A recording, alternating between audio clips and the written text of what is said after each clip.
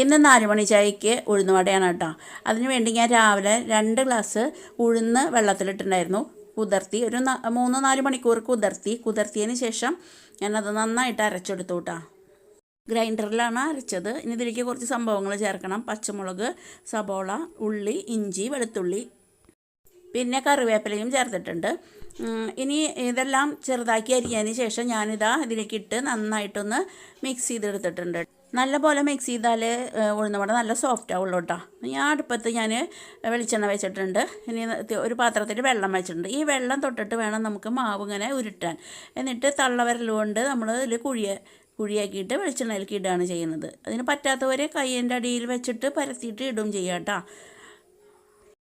ഒരു ഭാഗമാകുമ്പോൾ തിരിച്ച് മറിച്ചിട്ട് വാങ്ങാം കേട്ടോ. പിന്നെ ഞാൻ ഇനി പൊടിയിലേക്ക് ക്രിസ്പിനെസ് കിട്ടാൻ വേണ്ടിയിട്ട് 1 ടീസ്പൂൺ വറുത്ത അരിപ്പൊടി ഇട്ടിട്ടുണ്ടായിരുന്നു കേട്ടോ. അപ്പോൾ എല്ലാവരും ഒന്ന് ട്രൈ ചെയ്ത് നോക്കണം കേട്ടോ.